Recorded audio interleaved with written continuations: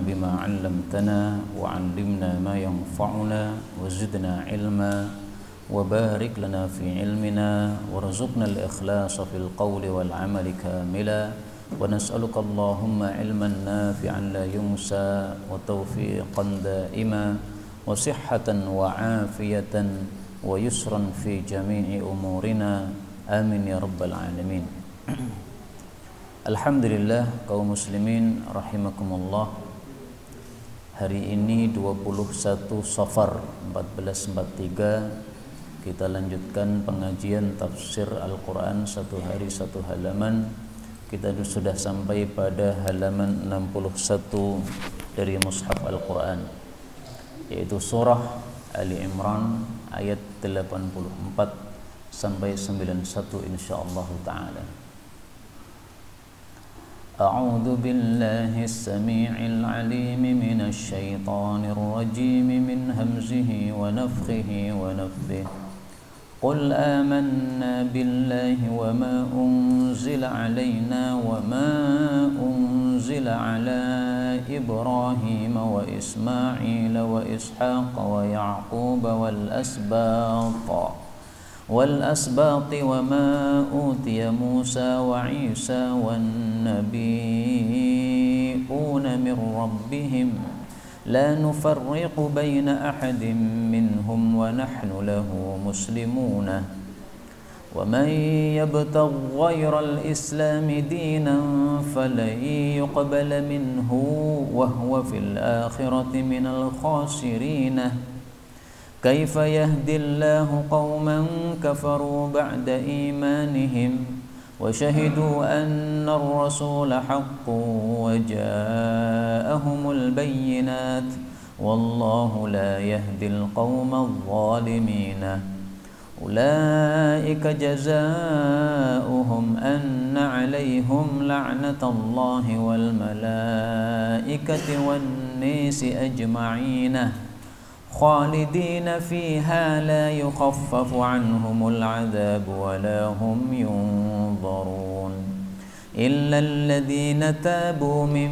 بعد ذلك وأصلحوا فإن الله غفور رحيم إن الذين كفروا بعد إيمانهم ثم ازدادوا كفرا لن تقبل توبتهم وأولئك هم الضالون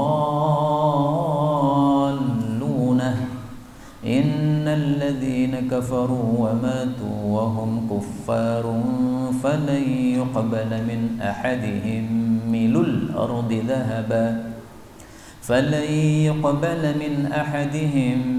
الأرض ذهبا ولو افتدي به أولئك لهم عذاب أليم وما لهم من ناصرين. Alhamdulillah Rabbil Alamin. Allahumma arhamna bil Qur'ani amin. Pada ayat-ayat yang kita baca ini ada beberapa kata yang bisa dibaca dengan dua bacaan. Yang pertama pada ayat 84 wan nabiyuna, boleh dibaca wan nabiyuna sebagaimana biasanya. Kemudian ayat 85 wa huwa, boleh juga wahwa, haknya disukun sebagaimana biasanya. Demikian juga pada ayat yang ke-91 mil'u, saya baca tadi milu, jadi hamzahnya dihapus, kemudian harokatnya hamzah dipindah kepada harokat lam, milul ardi. Dan ini adalah qiraah riwayat Ibnu Wardan, dan semuanya adalah qiraah mutawatirah yang sumbernya dari Sayyidina Rasulullah sallallahu alaihi wasallam. Bapak Ibu rahimani wa rahimakumullah, adapun tafsirnya secara ringkas, Allah mengatakan pada surah Ali Imran ayat 84, Qul, katakanlah wahai Rasulullah atau wahai orang yang membaca Al-Quran, amanna, kami telah beriman, billahi, kepada Allah, wa ma unzila, dan apa yang telah diturunkan, alaina, kepada kami, maksudnya Al-Quran, wa ma unzila, dan apa yang telah diturunkan, ala Ibrahim, kepada Nabi Ibrahim, yaitu suhuf Ibrahim, wa Ismail dan kepada Nabi Ismail, wa Ishaq dan kepada Nabi Ishaq, wa Yaqub dan kepada Nabi Yaqub, wal asbat dan kepada keturunan-keturunan Nabi Yaqub yang diturunkan kepada mereka yaitu wahyu. Wa ma utiya Musa dan apa yang telah diberikan kepada Nabi Musa alaihi salatu wassalam, wa Isa juga kepada Nabi Isa alaihi salatu wassalam, wan nabiuna juga para nabi-nabi diberikan dari siapa? Mir rabbihim, dari Rabb mereka, yaitu kitab-kitab suci mereka. La nufarriqu, kami tidak memisah-misahkan, tidak membeda-bedakan, baina ahadin, antara seorang pun, minhum, dari mereka para nabi. Wa nahnu, dan kami ini, lahu, hanya kepada Allah, muslimun, Islam atau tunduk. Kaum muslimin rahimani wa rahimakumullah, ayat ini termasuk ayat yang bicara tentang akidah atau iman. Bagaimana itu? Kita umat Islam harus beriman kepada Al-Quran dan kepada seluruh kitab-kitab suci yang diturunkan oleh Allah. Jadi iman kita tidak hanya kepada kitab Al-Quran, tapi juga kepada Taurat, kepada Injil, kepada Zabur, kepada Suhufi Ibrahim wa Musa, juga semua kitab yang turun dari langit dari Allah Subhanahu wa taala. Hanya bedanya, kalau iman kepada Quran, ini imannya harus terperinci alias tafsilan, terperinci. Terperinci maksudnya gimana? Semua isinya kita pakai Quran itu. Ada berapa ayat? 6.666. Semuanya harus dipakai. Kecuali yang memang hukumnya sudah diubah oleh Allah Subhanahu wa taala, maka hukumnya tidak terpakai lagi, maka kita juga tidak memakainya. Adapun iman kepada kitab-kitab terdahulu, itu adalah imannya hanya secara global saja.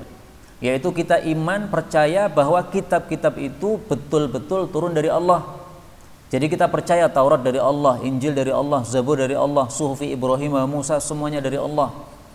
Tapi apakah kita disuruh mengikuti isi kitab-kitab itu? Tidak. Karena kitab-kitab suci tersebut sudah kadaluarsa, sudah dihapus dengan syariat Islam, yaitu syariat Al-Quran, sebagaimana sudah kita bahas pada pertemuan yang lalu. Kemudian dalam ayat ini kita ambil beberapa faedah. Faedah yang pertama, kata-kata unzila, diturunkan, ini menunjukkan bahwa Allah itu di atas. Karena itu kalau kita ditanya aina Allah, di mana Allah, kita jawab fis sama, di atas langit. Sebagaimana dalam hadis yang sahih, ada seorang sahabat wanita ditanya oleh Nabi SAW, aina Allah, di mana Allah? Maka dia menjawab fis sama, Allah di atas langit. Maka Rasulullah mengatakan a'tikha, merdekakan ini wanita, karena dia waktu itu budak. Fa innaha mu'minah, dia adalah seorang beriman. Maka kita tidak mengikuti perkataan-perkataan ahli kalam, ahli-ahli kalam yang mengatakan bahwasanya Allah tidak punya tempat, katanya. Mana ada ayat satu saja mengatakan Allah tidak punya tempat? Nggak ada kata-kata itu. Kata-kata itu kalau dibahasa Arabkan jadinya begini: Allah bila makan, Allah tanpa tempat. Mana ada ayat yang lafalnya seperti itu, Allah bila makan. Mana ada hadis yang isinya seperti itu, Allah bila makan. Nggak ada. Karena itu Ibnul Qayyim mengatakan seribu ayat kalau kita kumpulkan menunjukkan bahwasanya Allah berada di atas. Salah satunya ayat ini, wa ma unzila alaina, diturunkan. Siapa yang menurunkan? Allah. Turun itu dari mana? Dari atas ke bawah. Berarti Allah itu di atas. Dan semua kita kalau berdoa pasti mengangkat begini, menunjukkan bahwasanya Allah di atas. Kita minta kepada zat yang di atas supaya dikasih apa yang kita minta itu. Ini semuanya menunjukkan bahwa Allah di atas. Kemudian faedah berikutnya, di sini disebutkan Nabi Ibrahim, kemudian dua putranya Ismail dan Ishak. Putranya Nabi Ibrahim ada dua, Ismail sama Ishak, dari dua istri yang berbeda. Ismail ibunya bernama Hajar, Ishak ibunya bernama Sarah. Nah, disebutkannya Ismail yang pertama, baru kemudian Ishak, ini bisa bisa jadi menunjukkan fadilahnya Nabi Ismail di atas Nabi Ishak alaihissalatu wassalam. Karena itu Nabi Ismail ini adalah jalur untuk nenek moyangnya Nabi Muhammad SAW. Nabi Muhammad kalau diruntut itu bapaknya adalah baliknya kepada Nabi Ismail, kemudian Ibrahim. Adapun Nabi Ishak ini jalur keturunannya ke bawah adalah nabi-nabi Bani Israel. Nah, dipilihnya Nabi Muhammad dari keturunan Nabi Ismail menunjukkan bahwa Nabi Ismail lebih mulia daripada Nabi Ishak. Dan itu kita temukan juga isyaratnya di dalam surah Maryam ayat 54. Allah mengatakan walqur fil kitabi Ismail. Ingatlah di dalam kitab itu Nabi Ismail. Innahu kana shadiqal wa'di. Sesungguhnya Nabi Ismail itu orang yang jujur berjanjinya. Kalau berjanji dia jujur, selalu menepati.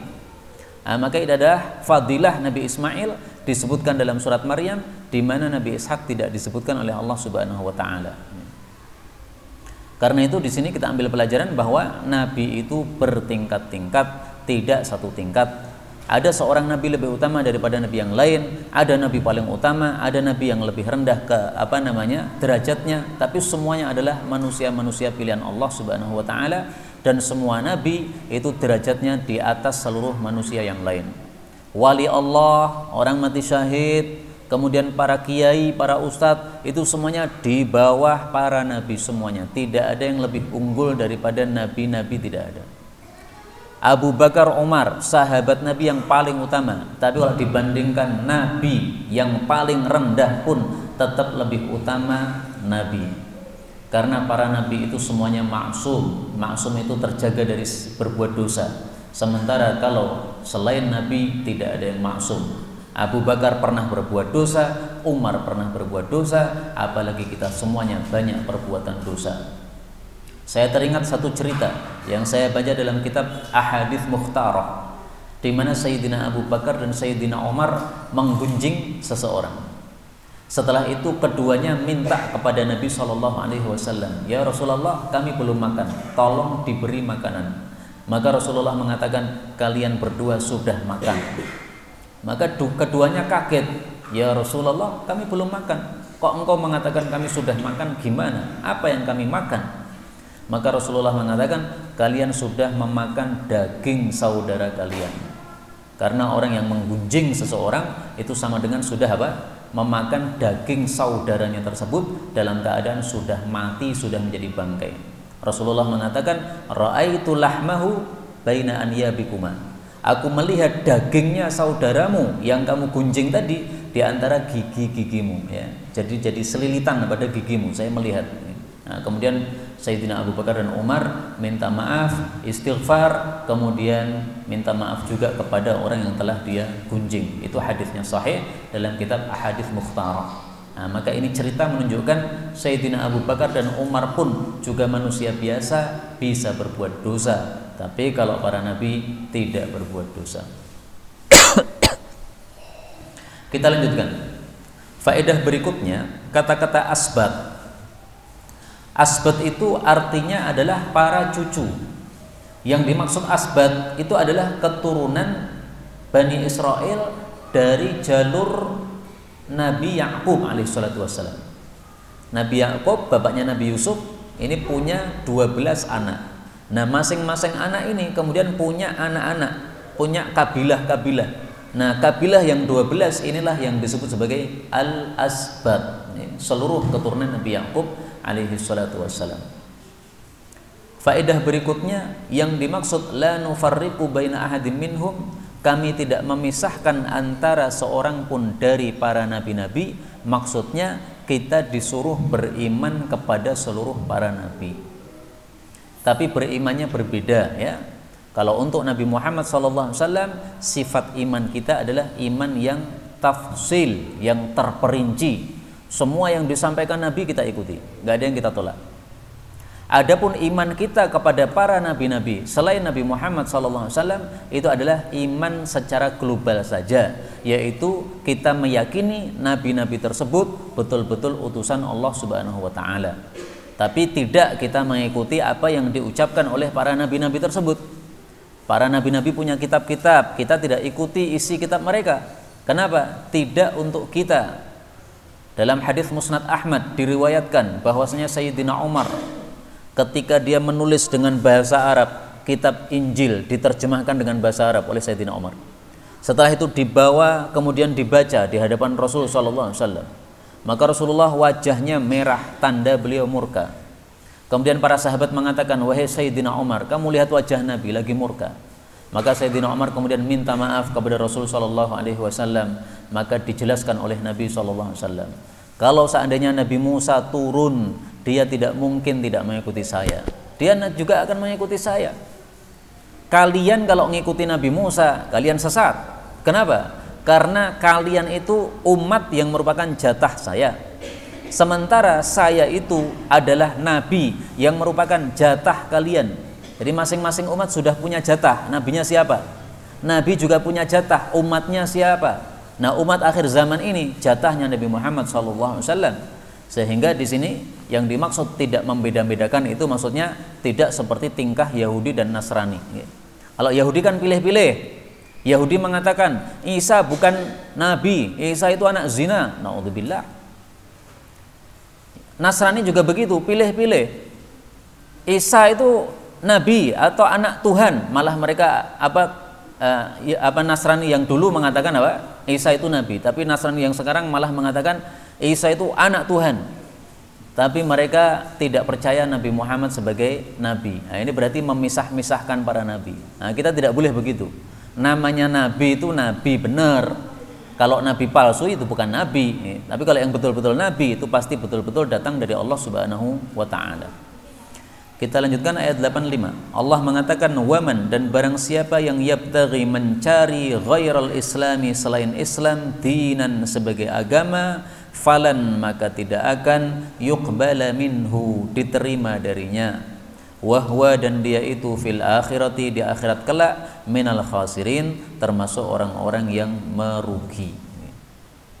Ayat ini termasuk dua ayat yang menolak paham bahwa semua agama sama. Tidak benar. Ada dua ayat kita temukan bahwasanya tidak semua agama sama. Agama itu hanya dua macam. Ada agama yang benar, ada agama yang batil atau kafir. Maka selain Islam semuanya berarti batil atau kafir. Karena itulah para ulama mengatakan al-kufru millatun wahidah. Namanya kafir itu satu agama. Mau Yahudi, mau Nasrani, mau Hindu, mau Buddha, itu semuanya namanya kafir, non muslim. Yang benar cuma satu, Islam. Ini namanya keyakinan seperti ini. Orang yang mengatakan semua agama sama, banyak jalur menuju ke surga, bisa dengan jalur Hindu, bisa dengan Buddha, itu namanya nggak punya keyakinan. Yang punya keyakinan harus yakin bahwa kebenaran hanya satu saja. Dan kebenaran hanya satu saja, itu banyak dalil yang menunjukkan hal itu. Contohnya saja, Allah Subhanahu wa taala mengatakan, Allahu waliyul ladzina amanu yukhrijuhum minadh-dhulumat ilan nur. Allah pengurusnya orang-orang beriman. Allah mengeluarkan orang beriman dari kesesatan-kesesatan kepada cahaya. Perhatikan kata-katanya. Kesesatan-kesesatan, jamak, banyak. Cahaya, satu. Allah tidak mengatakan kepada cahaya-cahaya, tapi kepada cahaya. Menunjukkan bahwa cahaya atau petunjuk hanya satu, yaitu Islam. Adapun selain Islam itu semuanya zulumat, kesesatan-kesesatan. Mau Hindu, mau Buddha, mau Yahudi, mau Nasrani, semuanya adalah kesesatan-kesesatan. Jadi kesesatan yang banyak, sementara petunjuk hanya satu, yaitu Islam. Kemudian yang dimaksud minal khasirin, termasuk orang-orang yang rugi, itu maksudnya adalah orang-orang yang masuk ke dalam neraka. Jadi di akhirat besok itu hanya ada dua kelompok. Kelompok yang rugi dan kelompok yang untung. Rugi itu maksudnya masuk neraka, untung itu maksudnya masuk surga. Karena itulah Allah mengatakan dalam surah Al-Mu'minun, qad aflahal mu'minun. Sungguh telah beruntung orang-orang yang beriman. Maksudnya apa? Masuk surga. Ada satu hadis meskipun dhaif ya, tetapi isinya benar. Riwayat Imam Tirmidzi. Unzila alayya asyru ayatin. Telah diturunkan kepada saya 10 ayat. Man aqamahunna, siapa yang mengamalkan 10 ayat ini, dakhalal jannah, pasti masuk jannah. Lalu Nabi membaca, qad aflahal mu'minun alladzina hum fi salatihim khashi'un walladzina hum 'anil lagwi mu'ridun, dan seterusnya sampai 10 ayat. Ini 10 sifatnya orang-orang beriman disebutkan pada surah Al-Mu'minun. Karena itu mari kita melihat diri kita masing-masing. Kita ini sudah termasuk mukmin atau belum? Caranya gimana? Lihat surat Al-Mu'minun, baca sampai rukuk pertama. Itu sifat-sifat orang beriman. Nah, nanti kalau kita perhatikan ternyata kita belum begitu, berarti kita belum mukminun yang sempurna. Ya kita sudah beriman, kita sudah menyembah Allah ya. Kita sudah beragama Islam, setiap hari sholat 5 waktu, itu sudah beriman. Tapi iman kita belum sempurna kalau belum memiliki 10 ayat yang disebutkan dalam surat Al-Mu'minun ini. Mudah-mudahan semua kita masuk ke dalam jannah, termasuk orang-orang yang beruntung tanpa masuk neraka sama sekali. Amin ya rabbal alamin. Kita lanjutkan ayat 86. Allah mengatakan, kaifa, bagaimana mungkin, yahdillahu, Allah memberikan petunjuk, qauman, kepada suatu kaum, kafaru, yang mereka itu kafir, ba'da imanihim, setelah iman mereka, wa syahidu, dan mereka juga bersaksi, annar rasula, bahwasanya rasul yaitu Nabi Muhammad sallallahu alaihi wasallam, haqqun, adalah benar, yaitu betul-betul nabi, wa ja'ahum, dan telah datang kepada mereka al-bayyinat, keterangan-keterangan, maksudnya bukti-bukti bahwa Nabi Muhammad adalah nabi. Wallahu, dan Allah itu la yahdi, tidak menunjuki al-qaumadz zalimin, kaum yang zalim. Jadi maksud ayat ini, orang kalau sudah tahu kebenaran tetapi pilih kekafiran, tidak bakal dapat petunjuk. Contohnya siapa? Yahudi, Nasrani. Yahudi sudah dapat petunjuk. Kenapa? Karena sudah diberi kitab Taurat. Semestinya mereka mengamalkan isi kitab Taurat. Kalau mereka mengamalkan betul-betul isi kitab Taurat, pasti iman kepada Nabi Muhammad sallallahu alaihi wasallam. Nasrani juga begitu. Mereka sudah iman dulu itu ketika tahu Injil diturunkan, tapi begitu Quran diturunkan, mereka malah kafir. Itulah yang dimaksud kafaru ba'da imanihim, kafir setelah iman. Taurat turun, mereka ikuti, itu iman namanya. Begitu Injil datang, mereka tidak ikuti, itu namanya kafir. Injil turun, mereka ikuti, itu berarti iman. Begitu Quran turun, mereka tidak mau ikuti, itu namanya kafir. Nah, maka Yahudi, Nasrani itu adalah orang-orang yang kafaru ba'da imanihim, pernah iman tapi setelah itu kafir. Imannya kepada siapa? Imannya kepada kitab yang dibawa oleh nabi mereka. Nah, begitu nabi mereka mati, kemudian datang nabi yang lain, mereka malah kafir. Nah, orang yang kayak begini ini, kaifa yahdillah, kata Allah, bagaimana mungkin akan dapat petunjuk? Orang sudah tahu ini benar, Nabi Muhammad itu benar, tapi tidak mau mengikuti, ya nggak bakal dapat petunjuk. Maka kalau orang mengetahui kebenaran tapi tidak mau mengamalkan, itu jauh dari petunjuk.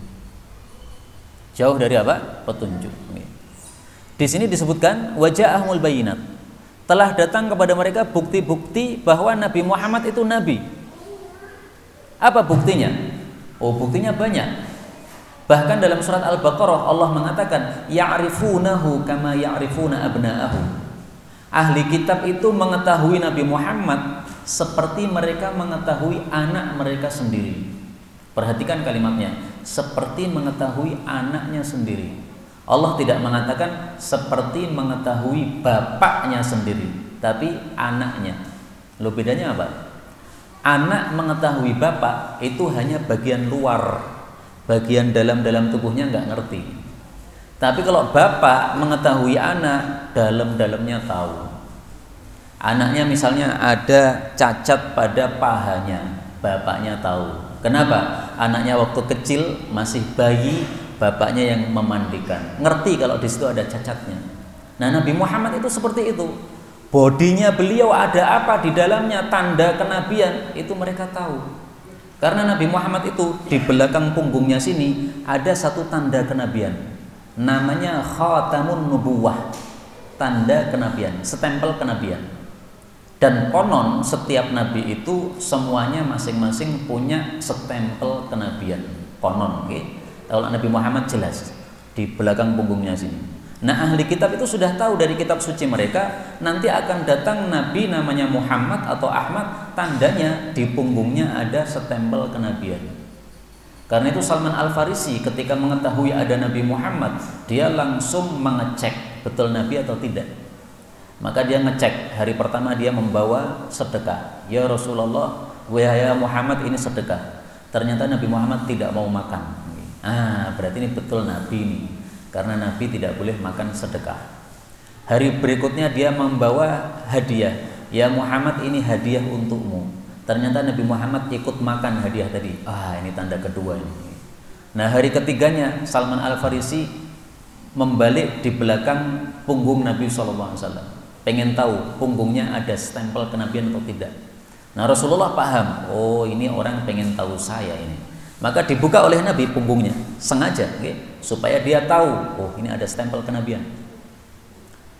Besarnya seperti telur hajalah. Hajalah itu nama burung, telur burung hajalah, besarnya stempel kenabian itu.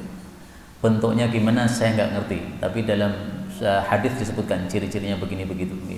Nah, mereka sudah mengetahui itu, tetapi meskipun mereka sudah mengetahui itu, mereka tetap tidak mau beriman. Ini menunjukkan bahwa orang sudah tahu kebenaran tidak mau mengikuti pasti dijauhkan dari petunjuk oleh Allah Subhanahu wa taala. Pelajaran berikutnya di sini disebutkan Allah tidak kasih petunjuk kepada orang-orang yang zalim. Ini menunjukkan bahaya berbuat zalim. Bahayanya apa? Dia dijauhkan dari hidayah. Karena itu jangan sekali-kali kita zalim kepada orang. Zalim itu macam-macam. Zalim itu bisa kepada harta orang, mengambil hartanya. Zalim itu bisa kepada kehormatan orang, menuduhnya, mengejeknya, dan sebagainya. Zalim itu bisa kepada badan seseorang, menjotosnya, dan sebagainya. Semua itu kezaliman. Nah, di sini Allah katakan Allah tidak kasih petunjuk orang-orang zalim. Karena itu, saya mengingatkan saudara-saudara saya. Mereka saya anggap saudara karena mereka adalah muslim. Tetapi mereka mengatakan Abu Zaidan ini kelompok sesat, dia orang Syiah. Saya ingatkan sekali lagi, dan ini peringatan terakhir, kalau panjenengan pengen mendapatkan hidayah dari Allah, jangan mendolimi saya seperti itu, karena Allah mengatakan di sini, wallahu la yahdil qaumadh dhalimin. Allah tidak kasih petunjuk kepada orang-orang yang zalim. Kalau engkau itu bertaubat kepada Allah, tidak lagi menuduh saudaramu sesama muslim, kamu akan diampuni oleh Allah. Tapi kalau tidak tobat, maka nanti kita akan berjumpa di hadapan Allah Subhanahu wa taala. Baik, kita lanjutkan ayat 87. Allah mengatakan ulaika, mereka itu jazaohum, balasan mereka, anna alaihim atau alaihim, dua qiraah, bahwasanya atas mereka laknatullahi, laknatnya Allah, wal malaikati, dan para malaikat, wan nasi ajmain, dan manusia semuanya. Jadi orang-orang kafir itu nanti akan dilaknati Allah, dilaknati malaikat, dilaknati semua manusia. Itu nanti ya. Kalau sekarang belum. Sekarang orang-orang kafir itu mereka dipuji-puji oleh pengikut-pengikut mereka. Tidak ada yang melaknati. Tapi nanti di akhirat, para pentolan-pentolan kafir itu akan melaknati pengikut-pengikutnya. Pengikut-pengikutnya akan melaknati pemimpin-pemimpinnya, saling laknat. Maka orang-orang kafir itu di akhirat nanti dilaknati Allah, dilaknati malaikat, dilaknati semua manusia. Muslim, kafir, semuanya melaknati. Na'udzubillah. Laknat itu apa sih? Laknat itu dijauhkan dari rahmat Allah. Jadi kalau dilaknati artinya didoakan supaya jauh dari rahmat Allah. Kalau sudah jauh dari rahmat Allah, berarti tidak mungkin masuk surga. Dengan kata lain, kekal di neraka. Karena itu Allah mengatakan pada ayat berikutnya, khalidina, mereka kekal fiha, di dalamnya, di dalam laknat itu. La yukhaffafu, tidak diringankan, anhum, dari mereka, al-adzabu, siksaan, walahum, dan tidaklah mereka itu yungdharun, diberi tempo. Ini kondisi orang berada di neraka. Siksanya tidak pernah diringankan sama sekali. Banyak ayat yang menunjukkan siksa neraka tidak diringankan. Surat Az-Zukhruf ayat 75 Allah mengatakan la yufattaru anhum wa hum fihi mublisun. Tidak akan dilemahkan siksaan terhadap mereka dan mereka putus asa di dalamnya. Surat An-Nisa ayat 56 kullama nadijat juluduhum baddalnahum juludan ghairaha. Setiap kali kulit mereka sudah matang, maka Allah akan mengganti dengan kulit yang baru. Kenapa? Karena kulit ini kan ada saraf-sarafnya. Sarafnya kalau sudah mati, maka sakitnya tidak terasa. Maka Allah ganti kulit yang baru supaya terasa sakit lagi. Surat Al-Isra ayat 97, kullama khabat zidnahum sa'ira. Setiap kali api itu sudah menjadi tenang, maka kami tambahi nyalaannya sehingga menjadi dahsyat lagi. Ini semuanya dalil-dalil menunjukkan bahwa siksa di neraka tidak akan diringankan oleh Allah Subhanahu wa taala. Karena itu kita berlindung kepada Allah Subhanahu wa taala, jangan sampai ada di antara kita dan keluarga kita yang mati dalam keadaan kafir. Karena kalau mati kafir itu kekal di neraka, siksanya tidak akan diringankan. Na'udzubillahi min syarri dzalik. Allah kemudian mengatakan illa, kecuali alladzina, orang-orang yang tabu, tobat, min ba'd dzalika, setelah itu, yaitu setelah kafir itu, wa aslahu, dan mereka memperbaiki diri, fa innallaha, maka sesungguhnya Allah ghafurun, maha pengampun, rahimun, maha penyayang. Jadi tidak ada dosa yang tidak diterima tobatnya oleh Allah. Semua dosa itu kalau orang tobat diterima oleh Allah. Ini tadi kan bicara orang kafir kan, berarti tabu tobat itu tobat dari apa? Dari kekafiran. Mereka kafir tapi akhirnya memperbaiki diri, yaitu menjadi iman, diterima oleh Allah. Ada kisah menarik, sahabat Amr bin As. Dia itu orang kafir, pentolan kafir, dan dia itu suka berbuat jahat, merampas harta orang, membunuh orang, mungkin juga berzina, minuman keras dan sebagainya, macam-macam. Nah, maka ketika dia masuk Islam itu dia ragu-ragu, saya masuk Islam ini dosa-dosa saya masih ada atau tidak ini? Karena kalau saya masih berdosa sama saja nih, saya masuk Islam nggak ada untungnya ini. Maka dia minta syarat kepada Rasulullah, ya Rasulullah, saya mau masuk Islam, tapi saya minta syarat dulu. Nabi bertanya, syaratmu apa? Dia mengatakan, syaratnya saya diampuni dosa-dosanya. Maka Rasulullah menyampaikan hadis yang terkenal itu. Ama alimta, apa kamu tidak tahu? Annal Islam yahtimu ma kana qablah. Islam itu menggugurkan semua dosa sebelum masuk Islam. Jadi untung orang itu kalau dosanya banyak kemudian masuk Islam, ini nol dosa. Ini lebih suci daripada kita yang sudah lama masuk Islam. Kenapa? Kita yang sudah lama masuk Islam, kita punya pahala, tapi juga punya dosa, dan kita nggak tahu dosa kita lebih banyak atau pahala kita. Tapi kalau orang kafir kemudian masuk Islam, nah pada saat masuk Islam itu dosanya nol total. Dan Islam itu Masya Allah, agama sangat indah. Ada orang kafir banyak dosa, ketika masuk Islam dosanya nol. Tapi kalau orang kafir ini banyak kebaikannya sebelum masuk Islam, ketika masuk Islam pahala-pahala itu ikut semua. Ada seorang sahabat Nabi namanya Hakim bin Hizam. Dia usianya 120 tahun, 60 tahun masa jahiliyah, 60 tahun masa Islam. Nah, dia meskipun kafir tapi suka membantu orang, suka sedekah, suka silaturahmi, macam-macam perbuatannya banyak, suka memerdekakan budak.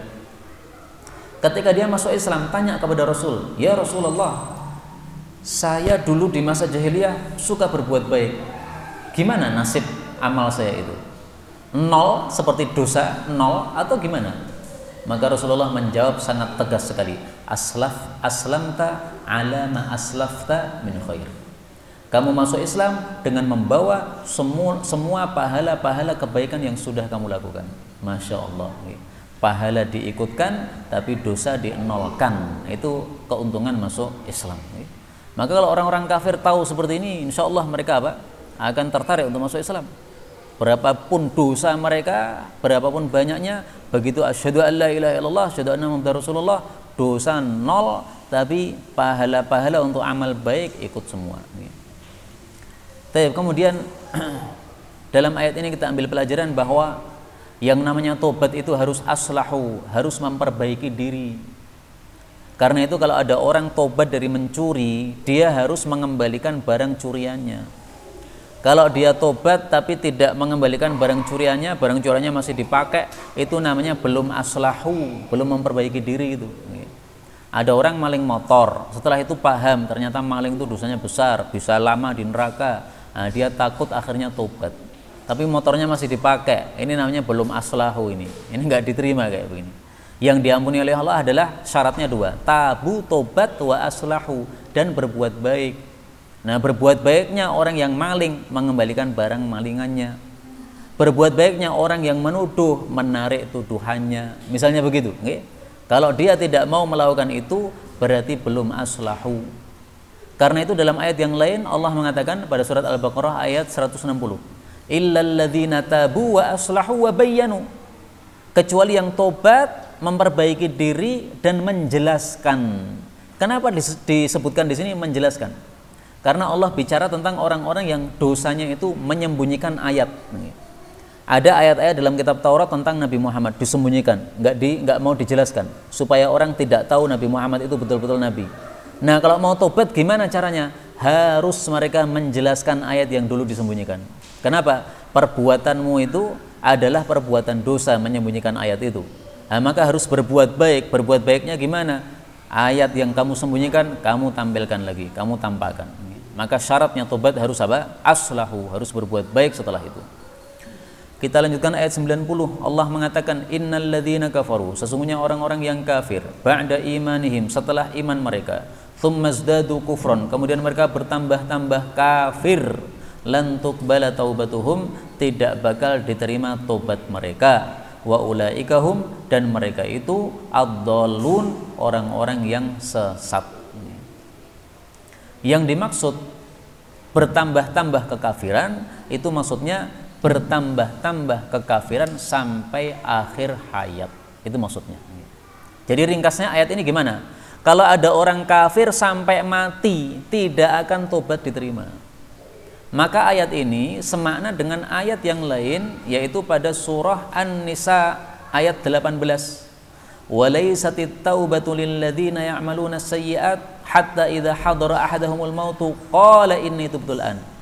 Tobat itu tidak diberikan kepada orang-orang yang suka melakukan dosa-dosa, lalu setelah sakaratul maut datang kepada dia, dia baru mengatakan saya tobat sekarang. Ini enggak diterima kayak begini, tobat gini.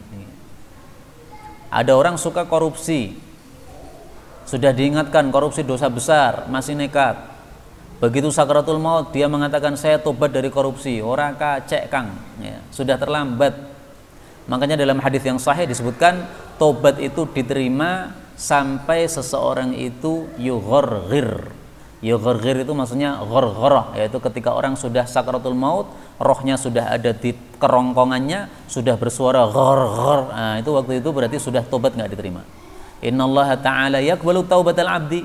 Allah menerima tobat seorang hamba malam yughorghir, selama belum ghorghorah, belum sakaratul maut. Hadis riwayat Tirmidzi sahih. Nah, kalau sudah kerongkongannya sudah dilewati oleh nyawa ini, mau tobat berapapun nggak diterima. Itulah rahasianya kenapa malaikat Jibril ketika melihat Fir'aun tenggelam di laut itu, maka dia ambil endutnya laut, kemudian dimasukkan pada mulutnya Fir'aun. Kenapa? Kata Jibril, saya khawatir dia belum mati, dia belum segera mati, nanti akan diterima tobatnya oleh Allah. Jadi Jibril ini sudah gregetan sama Fir'aun ini, sehingga dia tidak rela kalau apa? Fir'aun ini diterima tobatnya oleh Allah. Maka dia ambil endut, masukkan pada mulutnya Fir'aun, gendang mate kan nggak bisa tobat. Nah, makanya Fir'aun mati dalam keadaan kafir, tidak diterima tobatnya oleh Allah Subhanahu wa ta'ala. Itu maksud ayat ini. Adapun kalau orang yang kafir tambah kafir tambah kafir tambah kafir, setelah itu sebelum matinya tobat, ya, 1 pekan sebelum matinya tobat, ya, itu masih diterima tobatnya. Itu bukan yang dimaksud ayat di sini, ya.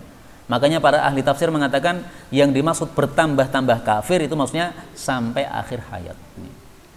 Kita lanjutkan satu ayat lagi. Allah mengatakan innal ladzina kafaru, sesungguhnya orang-orang kafir, wa matu, dan mereka mati, wa hum kuffarun, dalam keadaan kafir, falyuqbala, tidak akan diterima, min ahadihim, dari salah satu orang dari mereka, mil'ul ardi, sepenuh bumi, zahaban, emas, walau, meskipun iftada bihi, dia menebus dengan emas yang sebesar bumi tersebut. Ulaika, mereka itu, lahum, bagi mereka, adzabun alimun, siksaan yang menyakitkan, yaitu neraka. Wa ma lahum, dan tidak ada bagi mereka, min nasirin, penolong-penolong. Ayat ini menunjukkan bahwa orang yang mati dalam kondisi kafir itu akan masuk neraka kekal, tidak bisa ditolong. Tidak ada penolong, maksudnya apa? Kekal di neraka. Dan ini adalah konsep Ahlus Sunnah wal Jamaah. Konsepnya apa? Tidak ada yang kekal di neraka selain kafir. Adapun orang yang tidak kafir, sebesar apapun dosanya, masih bisa keluar dari api neraka. Misalnya, pelaku dosa besar, zina, matinya dalam kondisi zina, na'udzubillah. Tapi dia masih muslim, dia sholat juga, 5 waktu dia sholat, tapi memang dia suka zina. Na'udzubillah, pas di hotel zina, mati, dicabut nyawanya oleh Allah. Itu masih bisa keluar dari neraka? Bisa. Ahli bid'ah masih bisa keluar dari neraka? Bisa, selama bid'ahnya belum menyebabkan murtad. Karena bid'ah ada 2 macam, mufassiqah sama mukaffirah. Bid'ah yang menyebabkan fasik saja, atau bid'ah yang menyebabkan kafir. Contoh, orang Syiah mengatakan bahwasanya Quran sudah berubah, tidak asli lagi. Nah, ini kafir kayak gini. Ini kekal di neraka, nggak bisa keluar. Orang Syiah yang mengatakan Aisyah istri Nabi berzina, ini kafir orang Syiah kayak gini, nggak bisa keluar dari neraka. Tapi ada orang Syiah yang mengatakan Quran nggak berubah, wa inna lahu lahafidhun, Aisyah tidak berzina, istri Nabi tidak mungkin berzina. Ada orang-orang Syiah ngomong kayak gitu, ada, ya. Buktinya banyak kitab-kitab Syiah yang ngomong kayak begitu. Memang Syiah terbagi 2, ada usuliyah, ada akhbariyah. Nah, maka orang Syiah seperti ini masih Syiah yang masih muslim, belum sampai kepada apa? Kekafiran. Bid'ahnya bid'ah mufassiqah yang menyebabkan fasik. Nah, orang seperti itu masih bisa ada kesempatan masuk surga. Jadi konsepnya Ahlus Sunnah, saya ulangi lagi, tidak kekal di neraka selain orang kafir. Selain kafir masih bisa masuk surga, meskipun dia mampir di neraka lama mungkin, okay? Tapi masih bisa masuk surga. Kemudian kaum muslimin rahimani wa rahimakumullah, ayat ini berisi 2 poin. Poin pertama, orang kafir amalnya seberapapun tidak akan diterima oleh Allah. Jadi ada orang kafir infak misalnya, gara-gara ada pandemi, infaknya berapa? Emas sebesar atau sepenuh bumi, tidak diterima oleh Allah, nggak ada pahalanya. Kemudian makna atau poin kedua dari ayat ini, walau iftadabi, andaikan nanti di akhirat dia akan dicemplungkan ke neraka, kemudian menebus kepada Allah, ya Allah, saya jangan cemplungkan ke neraka, ini saya tebus dengan emas sebesar bumi, juga tidak diterima oleh Allah. Jadi di dunia amalnya tidak diterima oleh Allah, itu maksud dari falyuqbala min ahadihim mil'ul ardi dhahaban. Kemudian di akhirat seandainya ingin menebus dari api neraka juga tidak diterima oleh Allah, itu maksud dari walau iftada bihi. Wallahu taala alam bissawab. Inilah yang dapat kita pelajari, benarnya dari Allah, dan apabila ada salahnya fa astaghfirullahal azim li wa lakum.